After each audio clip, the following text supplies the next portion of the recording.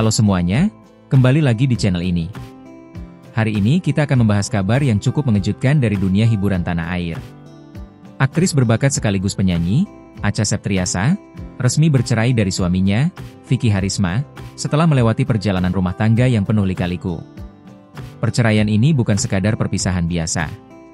Ada cerita tentang pertengkaran, talak berkali-kali, hingga proses sidang yang berjalan tanpa kehadiran sang suami. Mari kita kupas tuntas kronologinya dari awal sampai akhir. Rumah tangga Acha dan Vicky awalnya terlihat harmonis.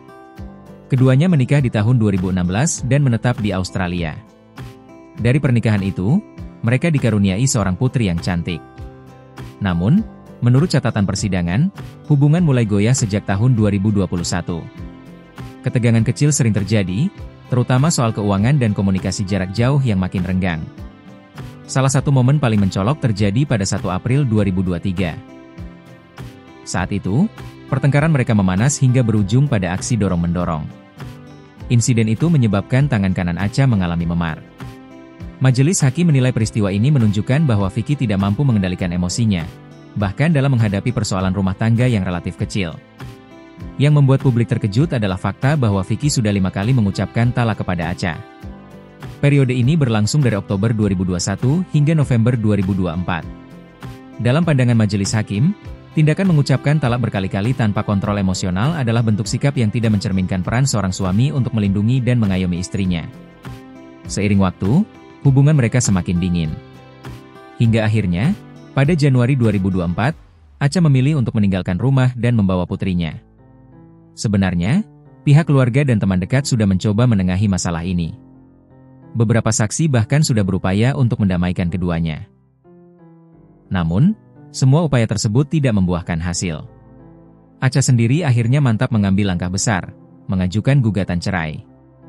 Uniknya, dalam gugatannya, Acha tidak menuntut hak asuh anak maupun harta gonogini. Ia hanya ingin berpisah, dan menyelesaikan masalah rumah tangganya secara baik-baik. Gugatan cerai Acha diajukan pada 13 Desember 2024 di Pengadilan Agama Jakarta Pusat. Karena Vicky tinggal di Australia, majelis hakim sempat mengirimkan surat rogatori, semacam surat resmi yang ditujukan kepada pihak berwenang di negara lain untuk memanggil yang bersangkutan. Sayangnya, Vicky tidak pernah hadir di persidangan, bahkan hingga sidang putusan. Akhirnya, majelis hakim memutuskan perkara ini secara fair stake, yaitu memutus perkara tanpa kehadiran tergugat. Acha hanya hadir sekali dalam sidang, tepatnya saat pembacaan putusan.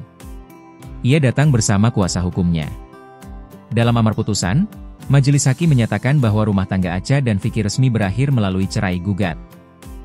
Soal hak asuh anak, tidak ada perselisihan. Meski anak tinggal bersama Acha, tidak ada tuntutan atau perebutan.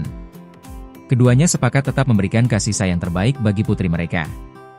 Hakim juga menegaskan bahwa tindakan Vicky yang berulang kali mengucapkan talak, disertai dengan sikap emosional yang sulit dikendalikan, menjadi salah satu alasan utama diputusnya pernikahan ini. Kabar perceraian ini langsung menjadi sorotan publik dan media hiburan. Banyak yang kaget, mengingat selama ini Acha jarang mengumbar masalah rumah tangganya di depan umum. Di sisi lain, ada juga dukungan dari para penggemar dan rekan artis. Mereka memberikan semangat agar Acha tetap kuat menjalani kehidupan barunya sebagai single mom. Perceraian memang bukan akhir segalanya.